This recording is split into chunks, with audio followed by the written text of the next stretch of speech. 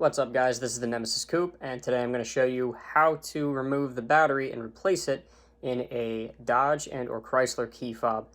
Now, with these, you don't need to replace the battery if it does die. I mean, you can still get into the car, you can still start it, even if it dies. Just pull down on that little tab right there, and the key pops out like so. You can get into the car and start the car, no problem. But in order to replace the battery, if you like having all the fancy buttons, pull the key out, get yourself a little pry tool like this, and right there on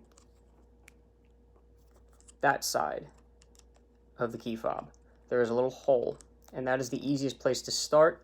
Basically, just pry on the fob and go down the side,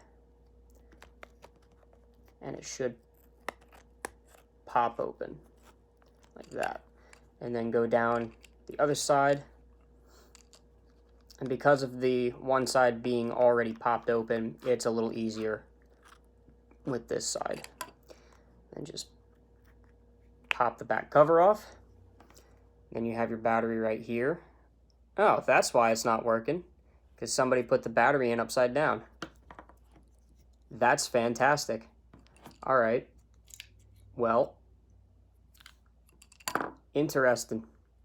Yeah, so if you're going to put a battery in a fucking key fob, make sure that the side with the lettering is upside down and the contact side is right side up, because you need that side to connect to that.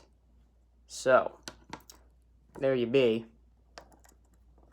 Now that it's in the right way, now it should fucking work.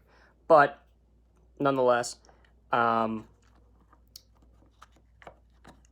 far as just putting it back together, literally just put it back together. I mean, it's pretty self-explanatory.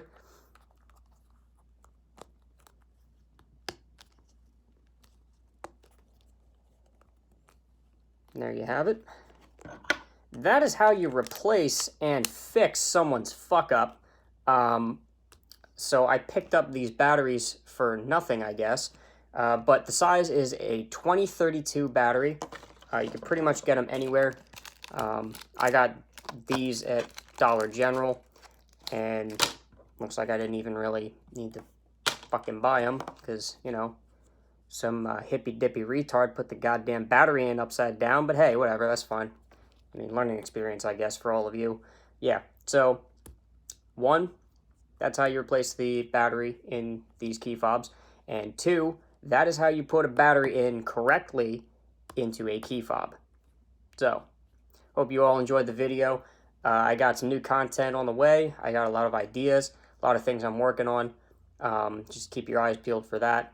And don't forget to like and subscribe. Have a good one. I will see you all later.